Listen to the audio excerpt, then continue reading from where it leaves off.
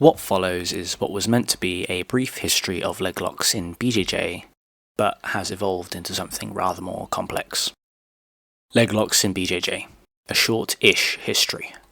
Leg locks have had something of a revolution in the recent past. The rise of the Danaher Death Squad coincided with the widespread adoption of leg locks, which, as a family of techniques, have ripped through the submission grappling world. Since then, training in leg locks has progressed somewhat, and an ability to defend them has essentially become a prerequisite for high-level competition. But why this glaring hole in the game in the first place? What set the stage for the meteoric rise of leg locks? We take a look at the influences and history behind this aspect of the game. The Judo Origins of Bjj. We should start with the early days of Bjj. The sport was born out of judo, as taught by Maeda, a direct student of Kano, judo's founder, to students in Brazil, initially in the 1910s. Carlos Gracie and later Helio Gracie were among his first cohort of students. There were other prominent students at the time, one of whom was Luis Franca, who went on to found his own Ju-Jitsu lineage that later Oswaldo Fada trained under, but there's more on him later. Judo at the time was a much freer art than its modern iteration. Before creating his martial art, Kano trained under two Ju-Jitsu schools, one focusing on groundwork and one on throws and takedowns. There were fewer rules and submissions, with no initial ban on leg locks. Extended groundwork made up a more significant part of the game. Judo's headquarters, the Kodokan, was founded in 1882, and very few independent rules had been brought in by the 1910s and the start of Maeda's teachings in Brazil. He was a ground fighting specialist and likely taught his lessons as such, but this was compounded by the small frame of Helio Gracie, causing him to develop his Gracie Jiu-Jitsu into the anti-athletic, ground-fighting focused path that we see today. Leg locks were naturally a part of the Gracie Jiu-Jitsu game. It could have been much different though, had his lessons started a few years later. If we jump back to 1898 for a moment, we see a match between Jiu-Jitsu black belts Hiruka and Tanabe, where Tanabe broke his opponent's leg in a submission from the Ashigarami position. This was the beginning of the end for leg locks in judo. Judo did not have its own independent competitions at the time, and Jiu-Jitsu competition was judo competition. The next year, there was a formal hearing on the selection of rules for Jiu-Jitsu matches, where Kano called for a ban on leg locks due to their apparent danger. A total ban of Ashigarami followed sometime later, in 1916, narrowly missing the migration of Maeda and the beginning of Helio and Carlos's education.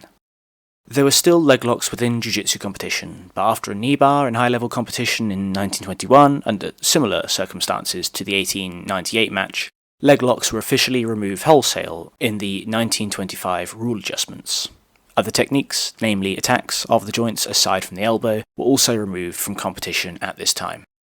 It was actually BJJ's divergence from the Kodokan that allowed leg locks to flourish. The Gracies took up the sport some years before the ban of Ashigarami, and in general the Brazilian scene did not seem to recognise the authority of the Kodokan over their activities.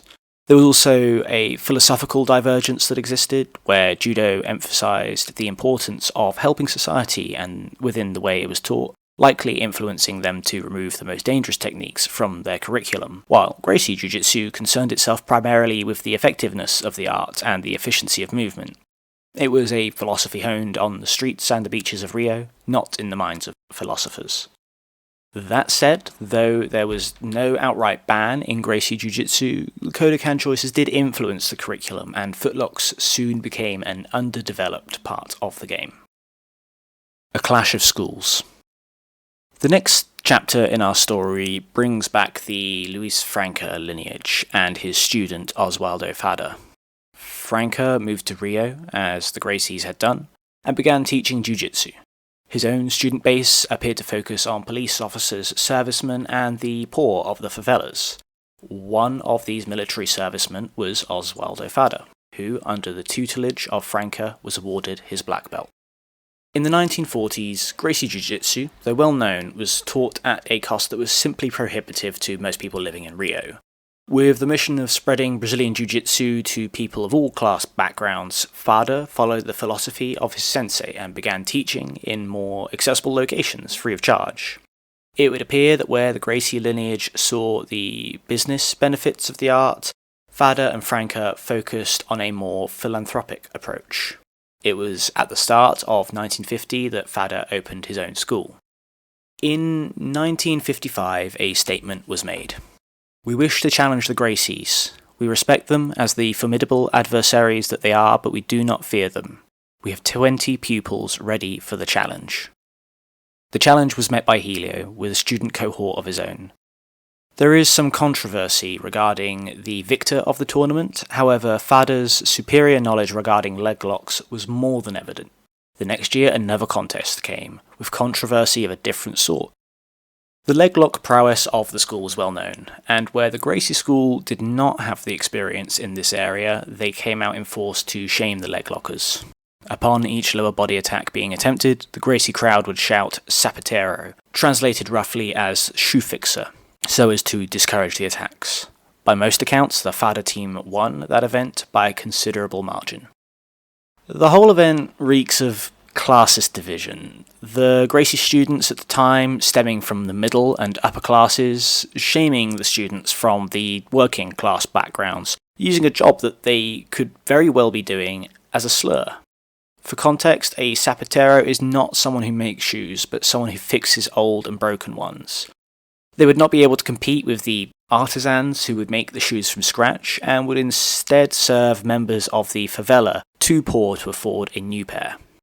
I've seen the label of sapatero in this context described by one commenter as follows: "The person who is interested in taking someone's feet is a sapatero, and we are not damned sapateros, we are Ju-Jitsu fighters.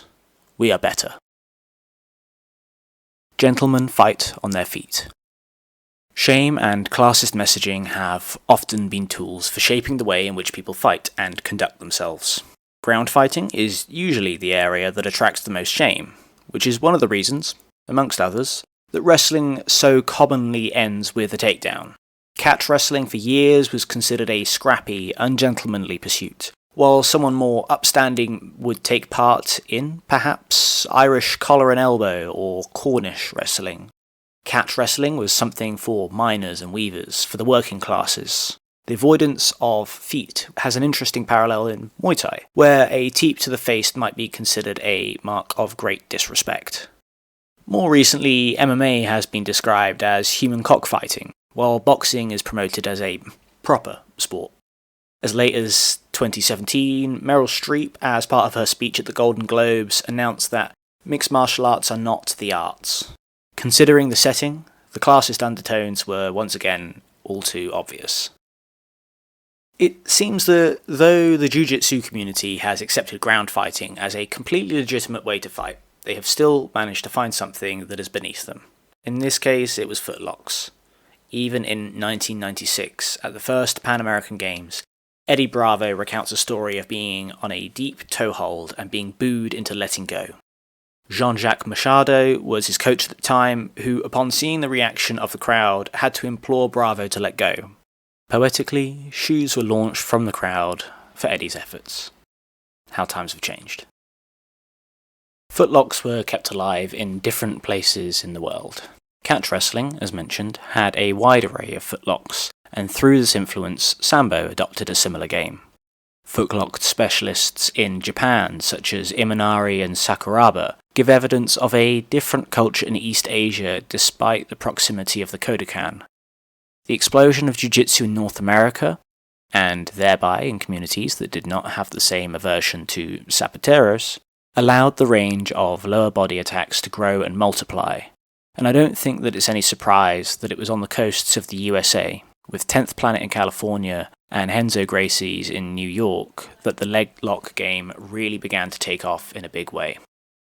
The Revolution. And so, that brings us to the latest chapter in our story, the rise and acceptance of leg locks. Cultural biases and potentially influences of the Kodokan led to a huge deficit in the development of leg lock attacks within Jiu-Jitsu. It's well known that Dean Lister said to Danaher, "Why would you ignore 50% of the human body?" And it's important to note that his Jiu-Jitsu career was precluded by winning titles in national Sambo competition as well as high school wrestling. Lister was in a perfect position to explore those techniques which were shunned by the BJJ community at large. The stage was set. The inquisitive mind of Danher, directed by Lister and with access to the resources and students of Henzo Gracie's academy in New York, set upon exploiting the gap in the submission grappling game. Along with early adopters such as Eddie Cummings, Gary Tonin and Gordon Ryan, they looked to build on the leglock foundations that had been laid by their predecessors, and so they developed the leglock game in earnest. The now famous systematized approach was clearly tremendously effective in practice, and the next task was to demonstrate this in high-level competition. There were, of course, lower-level competitions where the leglock game was tested, but I think it was in the early EBIs where things became most clear. In 2014, Tonin won the first welterweight EBI, with 3 of 4 leglock finishes. In 2015, Gary finished his first opponent in EBI 3 with a heel hook, and Eddie finished his first 2 opponents with heel hooks before losing to Tonin. At EBI 4, Cummings finished 4 of 4 opponents with heel hooks to take the title. There was a pattern emerging, and leglocks had clearly made an impression in high-level submission grappling. So, what is the situation now? Leglocks have become an undeniable part of the grappling curriculum. Outside of the Danaher Death Squad, there are far more than individual terrifying outliers such as Rusumar Palhares, who I would be remiss for not mentioning in this article. Leglock specialists have become a staple. From Absolute MMA, Craig Jones stormed into the BJJ scene and tapped out the legend Leandro Lowe after softening him up with a leglock.